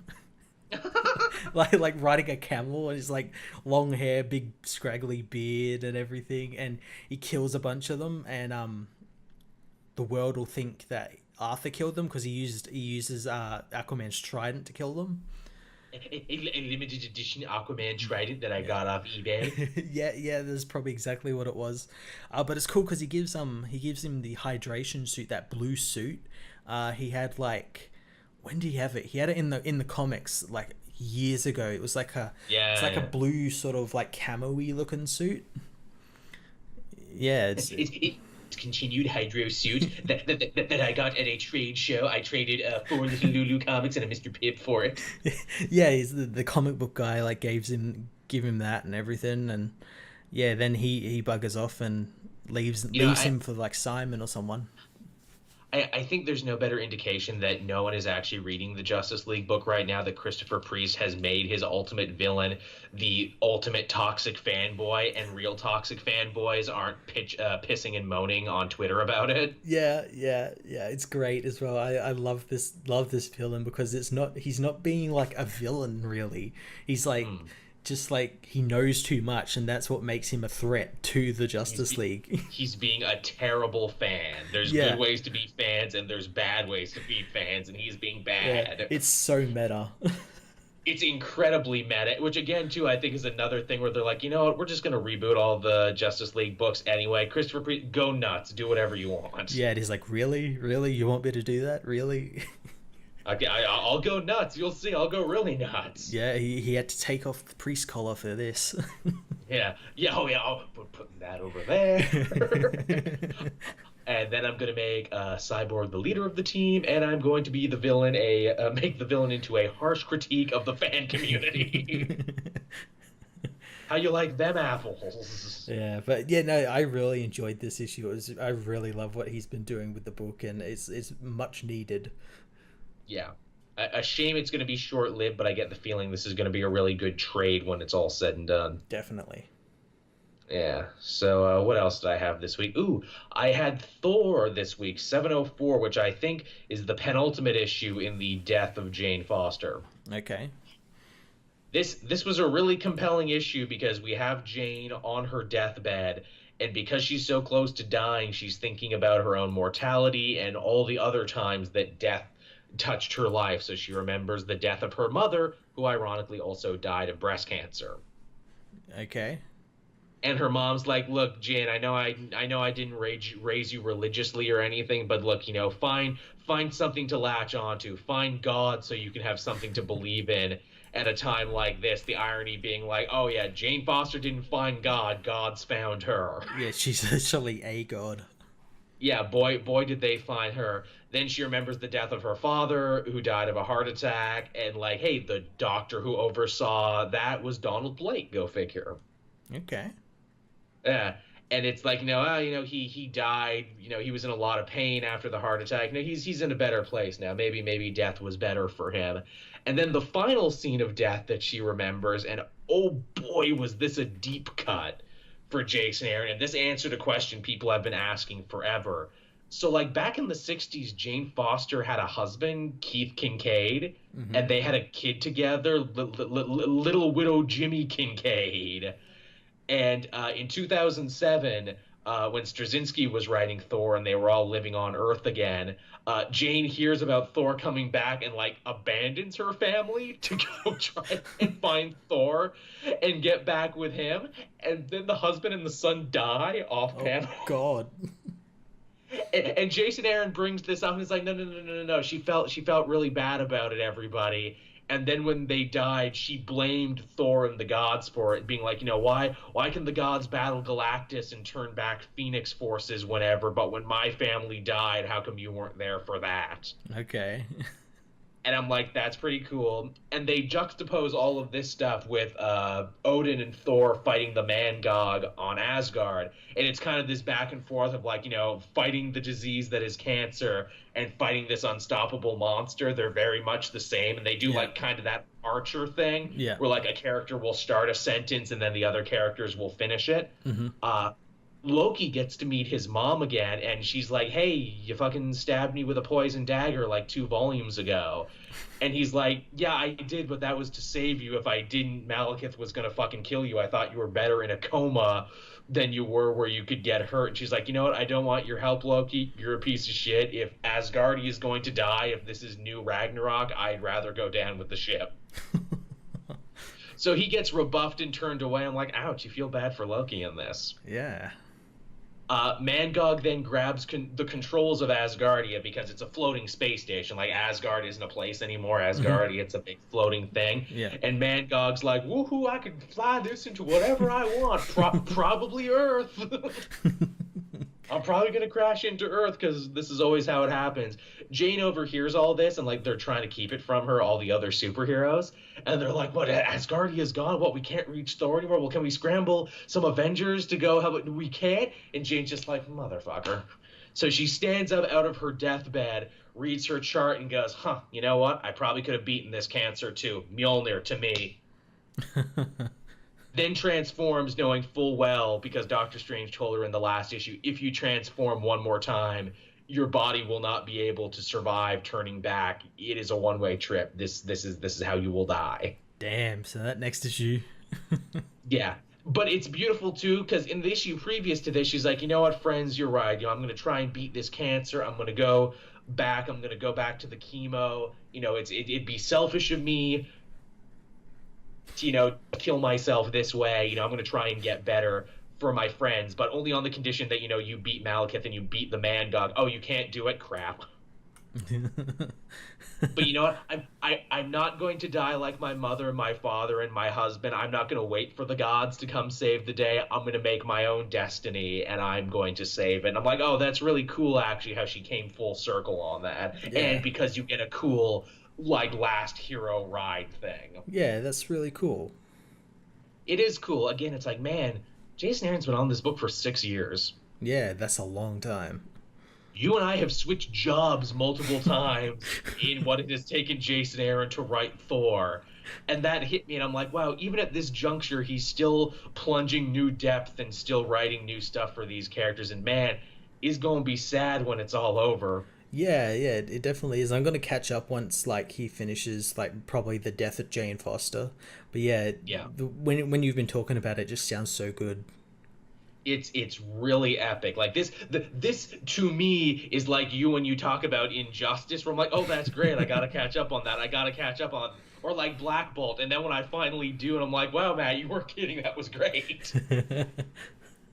That was really good. I'm happy I got to read all that in one sitting. In fact, you'll probably read better in one sitting too, because there's like stuff he makes reference to. I'm like, oh yeah. That was like last year, 2 volumes ago. Yeah, that's pretty cool. It is. So that was Thor, everybody. Still one of the best things Marvel's putting out right now. What a hell of a run it's been. Yeah, that sounds awesome. It's really, really solid. What else did you have? Because I only have one more. Yeah, my last book is New Superman, which got a retitle, and it's now New Superman and the Justice League of China.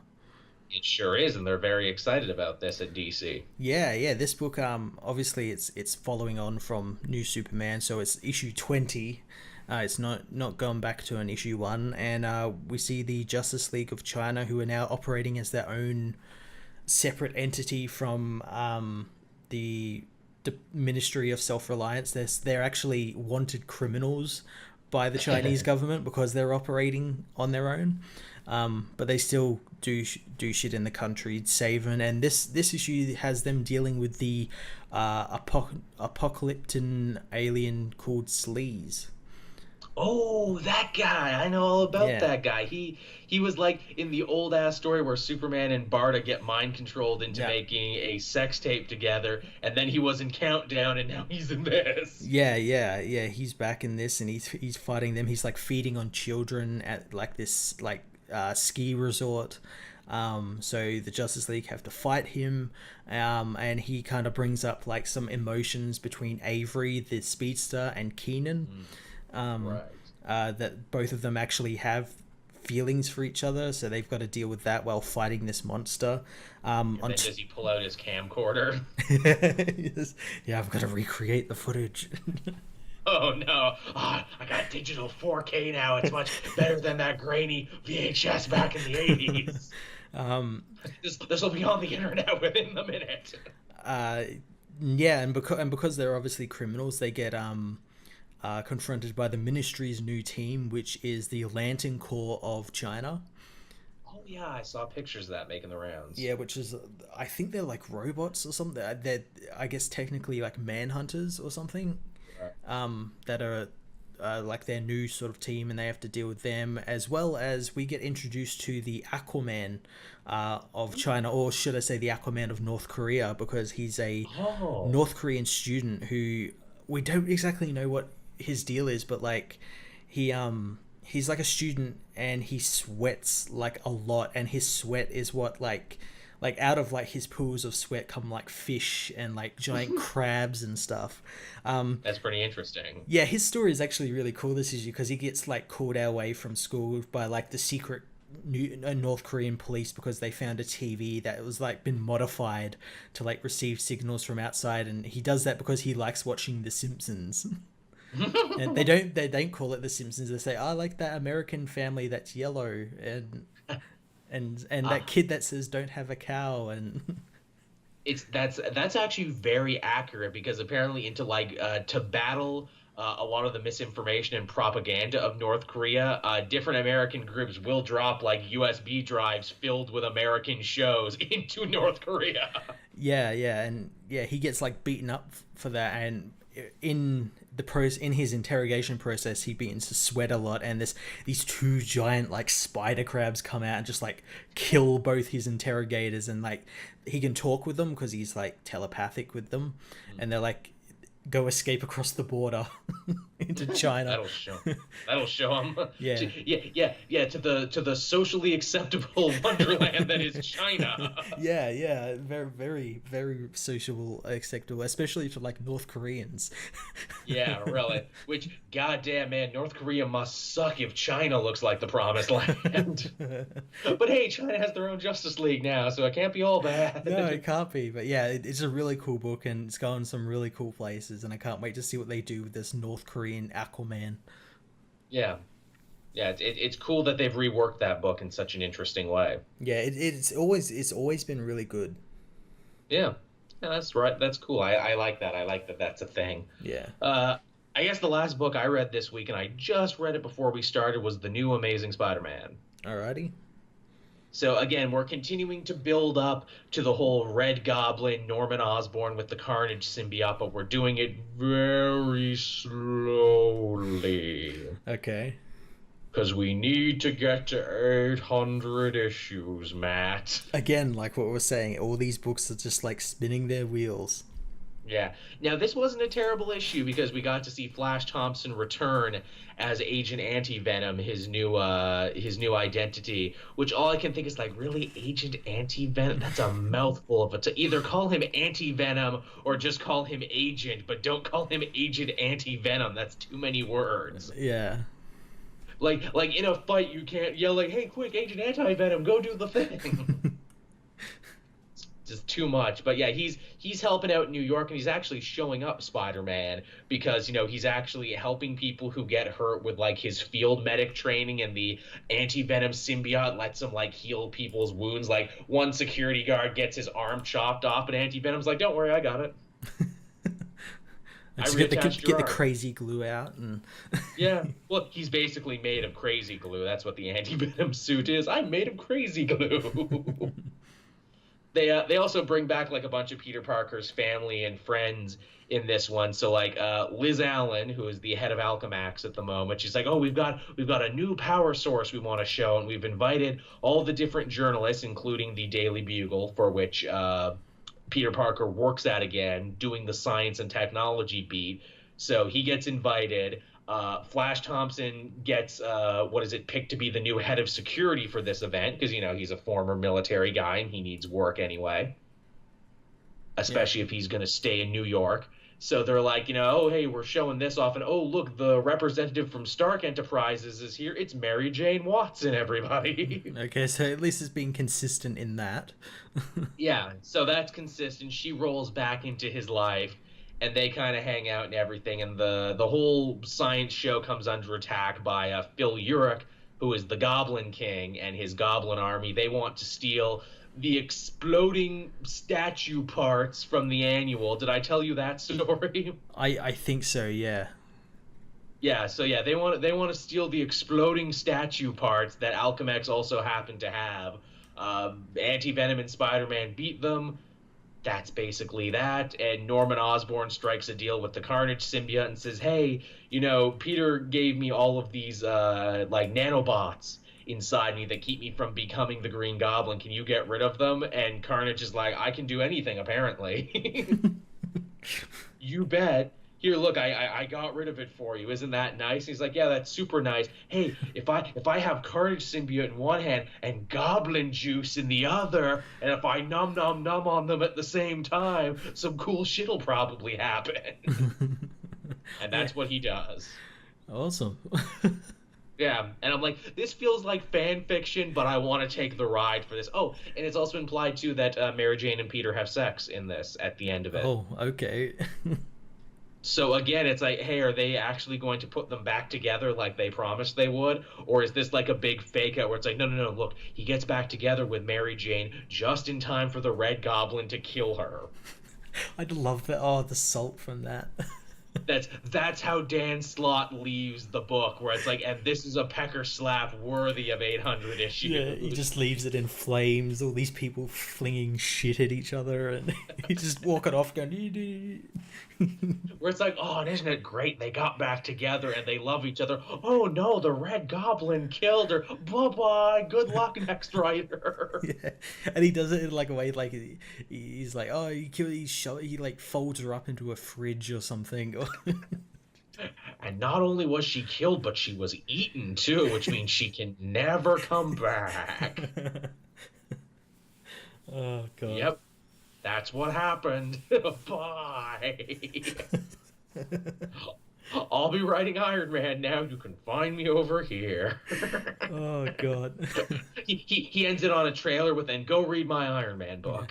Or like what we said with his Iron Man, she like stays over there and just like becomes like Tony Stark's girlfriend. Yeah, Tony Stark's girlfriend. Pepper too. No, you know what'd be really funny? Spider-Man's like, "Oh no, I can't beat the Red Goblin. Will anyone help me?" "Iron Man can." Boom, boom, boom. Yep, and that's how I saved Spider-Man. Be sure to read my new adventures starting soon. That would be such a troll. I couldn't help but like give the man a round of applause. You wrote Spider-Man for over a decade, then you buried him in the last issue. Oh, good times. And yeah, that's all I read this week. Awesome. So, anything else to say, Matt? No. Yeah, me either. So, yeah, with that, everyone, that's been the Comic Multiverse for the week. We hope you've enjoyed it. We tackled a lot of really interesting and fun topics this week. Had some laughs, learned some lessons. As always, you can find Matt and myself over on Twitter and Facebook. Be sure to follow and keep up to date on everything we're doing. You can find us on Vero. Maybe once I figure out what the fuck Vero is and why I should care. Are you boarding the Vero train? No, because I don't know what it is. I went to their website and tried to read it, and they're like, a social media space for everyone, by everyone. That's that app that Zack Snyder shields, and it's like his personal like echo chamber. Oh, okay. It's like the only thing he's ever on, and he's always like, on it. Yeah. I have no idea what I noticed like in the last couple of days, everyone's like, "Oh, I'm gonna go on Vero," and like, "Oh, really? What did it do? Did something happen on it?" You know how I know Vero might be doomed to fail? The fact that I read about it on Twitter. If Vero was as good as they said it was, I would have heard about Vero on Vero, but no, I heard about it on Twitter. That's where I see it about. I always see people talking about it on that. I'm like, so you come to the superior social media platform to talk about this other social media platform. Yeah, and like people keep posting pictures of like their new Vero icons and everything. Yeah. And like in the back of my head, I'm like, is this a thing I should be doing? Is this a thing I should be getting on? Like everyone seems to be into. Do I want to be left out on? But then I'm also reminded of Blip, and it's like, remember when everyone thought Blip was the superior YouTube? Oh, Blip! You go to the mass graveyard of all these other things. This episode has been brought to you by Vero, by the way. Yeah, oops. You could get it exclusively on Twitter first. Yeah. Hey, everyone, go follow me on Vero. I will leave my link in my Twitter description and my Facebook. And here's my new Vero picture you can find over on my Instagram. You can also find it on what is it? What's that Google service that they make you have? Fucking Google. Google Plus. Google Plus. See, Google Plus is so bad I couldn't even remember it. You will not find links on Google Plus because you can't find anything on Google Plus because Google Plus kind of sucks. Yeah. No one uses it. No, but we're good. We're like Twitter and Facebook together. Yeah, but I don't want to use something that's like it. I'll just use the thing that is those things. Yeah, that's actually working. That's actually working. And on that note, everybody, now that we've burned the Vero bridge and we will not be getting that money they promised for shelling them, we can end this episode. Thanks for watching, everybody. Yes, thank you. We'll see you next week. Same comic multiverse time, same comic multiverse place. Bye-bye. Bye.